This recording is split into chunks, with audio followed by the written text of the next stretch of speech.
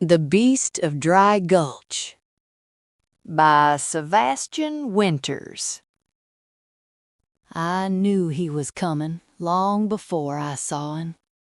Word traveled fast in Dry Gulch, too fast. It always did when something worth gossiping about was on its way. Folks had been whispering his name for days now, saying how Dennis Calloway was riding back into town after all these years. Most of 'em thought he was coming back for revenge. I knew better. He was coming for more than revenge. He was coming for what was his. I stood at the edge of town that afternoon, the hot wind whipping at my skirt, filling the air with the dry, bitter taste of dust. The sky hung low, the sun turning everything a harsh orange glow. The land itself seemed tired, like it was just waiting for something to come and break the silence. I waited too, not because I was expecting anything from him. I wasn't foolish enough to believe that, but because I needed to see him. I needed to know if time had changed him as much as it had changed me. The rumble of hooves reached me before I saw him. That sound, the steady, slow clop of a horse's hooves, set my heart racing in a way I hadn't felt in years. I clenched my fists at my sides, nails biting into my palms, trying to keep myself steady. And then there he was, riding into town like a ghost from a life I'd long since buried. Dennis Calloway. He looked different, older, harder.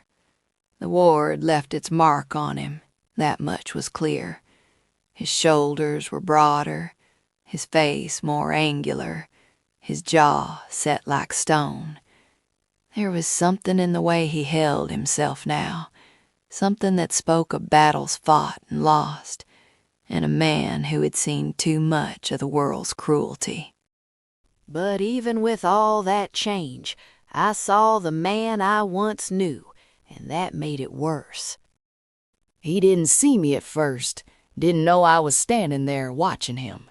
His eyes were fixed ahead, scanning the town, and for a moment I wondered if he was even the same man at all. Maybe time had erased whatever connection we had once shared, whatever memories I'd kept alive in my heart. But when he turned his head, his gaze met mine, and I felt the breath catch in my throat. His eyes passed over me like I was just another face in the crowd, just another part of this dying town. "Dennis," I said, my voice dry as the wind that howled around us. I forced the word out, more to remind myself that I was still here, still tethered to this place and to him, despite everything. He nodded once, curtly. Jenny. Just my name. No warmth, no recognition. It was like I'd been erased from his memory entirely, like I was nothing but a shadow of someone he used to know. I swallowed the ache that rose in my chest and kept my expression still, hiding whatever foolish feelings were bubbling up inside me. I wasn't some love-sick girl anymore. I'd grown up, learned the hard way that wanting someone didn't mean they wanted you back. Still, standing there under his gaze, I felt small again, like I was back in that moment, watching him ride out of town with nothing but a promise of return that never came. He tied his horse to the post nearby and turned to me again. His face was unreadable, but I saw something flicker in his eyes. Was it recognition or just obligation?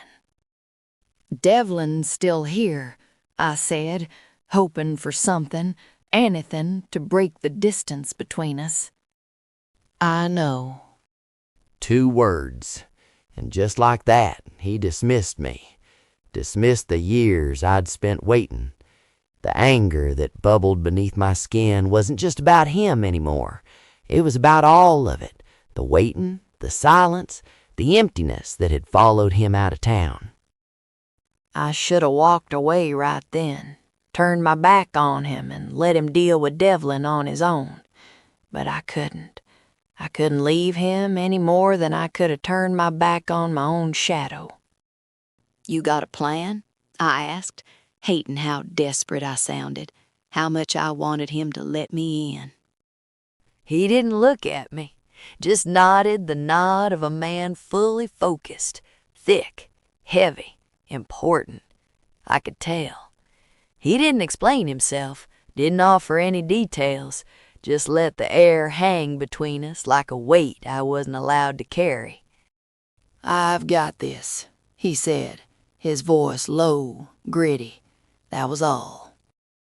"What's that supposed to mean?" I snapped, my patience finally wearing thin. I wanted him to give me something that showed me I hadn't wasted all these years waiting for a man who didn't give a damn about me. Dennis's jaw tightened. "It means I know what I'm doing." I hated him for that, for keeping me in the dark, for always acting like he was the only one who knew how to handle things. I wasn't some weak, naive girl anymore. I'd fought my own battles here while he was gone. I'd watched this town fall apart. I'd watched Devlin take everything and everyone under him. And yet here I was, standing beside him like a fool, waiting for him to let me in. The saloon doors creaked as we pushed through them, the noise inside dying down as every head turned toward us. Dennis walked in with that same deliberate stride, like he owned the place, like nothing could touch him. I hated how calm he looked. I hated that he wasn't afraid. Because I was terrified. The air inside was thick with the stench of whiskey and tobacco, the kind of smell that seeped into your skin and stayed there long after you left. The room was dark, but I could see every face staring back at us, eyes full of suspicion and dread. They all knew what was coming. And at the back of the room, sitting like a king on his throne, was Jonas Devlin. His boots were propped up on the table, his hat tilted low over his eyes, a lazy smile pulling at his lips. He didn't bother standing, didn't bother showing even a flicker of concern. Dennis walked straight up to him, cool as ever, reached into his shirt and tossed a thick stack of papers onto the table between them. They hit the wood with a soft thud, but the weight of what they carried made the whole room go still. Devlin's smile didn't fade. He picked up the papers, thumbed through 'em like they were nothing, and then tossed 'em back onto the table. "That's for you," Dennis said, his voice low but clear. "Proof of every dirty deal you've ever made." The room seemed to freeze. The tension was so thick you could feel it pressing against your skin, making it hard to breathe. "And what exactly do you think this is gonna accomplish?" Devlin asked, his voice dripping with disdain. "You think anyone cares about a few papers?" Dennis didn't flinch. "Those are just copies. If I don't show up in Dodge City by the end of the week, the real ones are going to the marshals in Topeka, and you and I both know they are gonna care a whole lot. You'll hang for what you've done." I held my breath, waiting for Devlin's reaction. For a second, just a second, I saw the flicker of fear in his eyes, but then it was gone, replaced by that same crooked grin.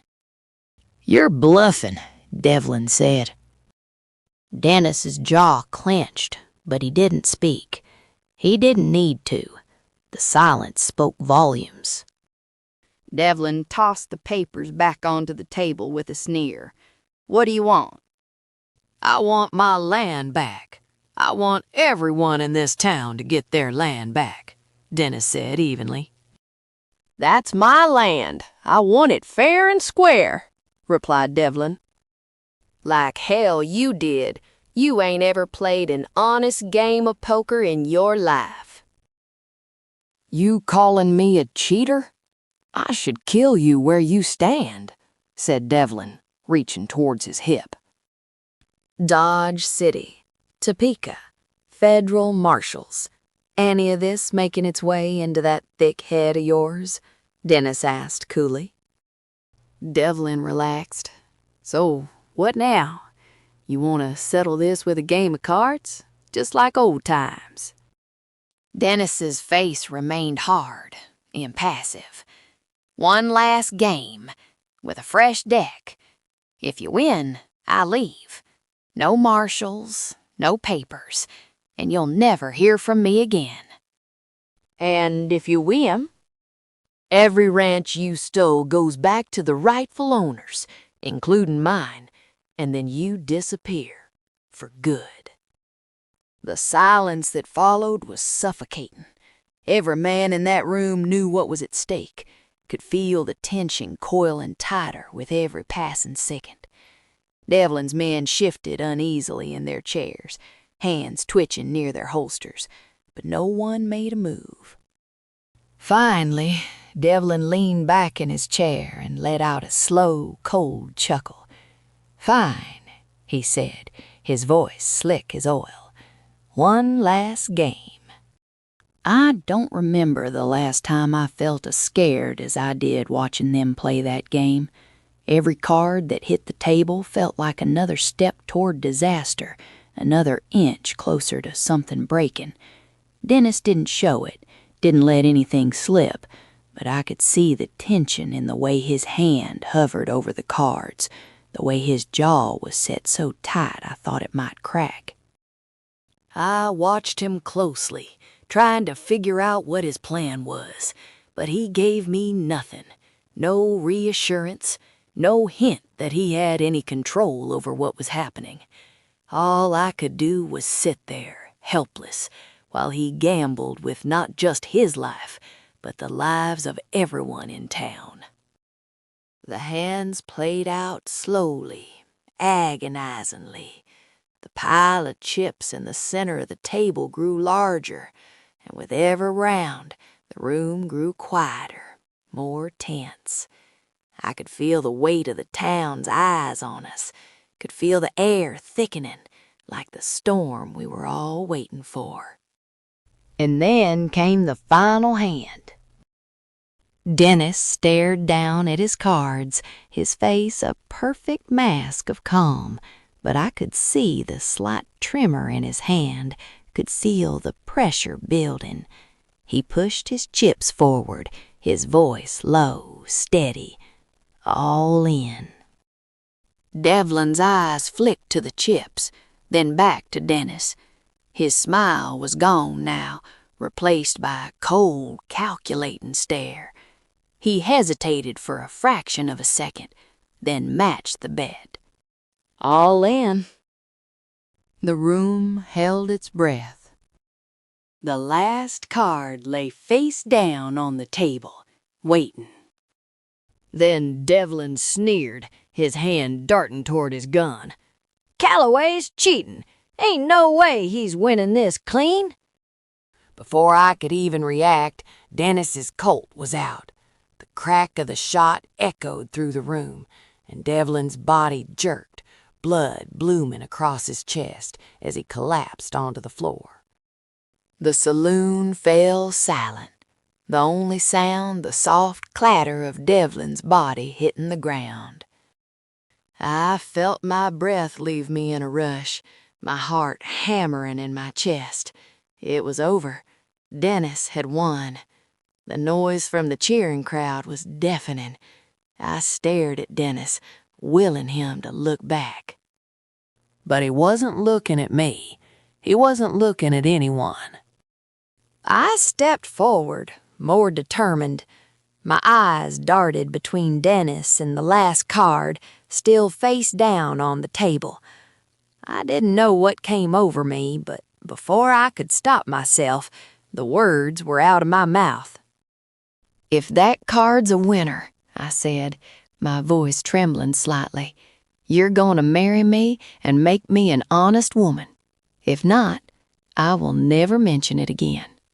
Dennis turned to me slowly, his face hard as stone, his eyes cold and unreadable. For the first time, I felt like I had crossed a line I couldn't uncross. His jaw worked, the muscles tensing as he stared at me, and I felt my heart sink. Had I made a mistake? Had I pushed him too far?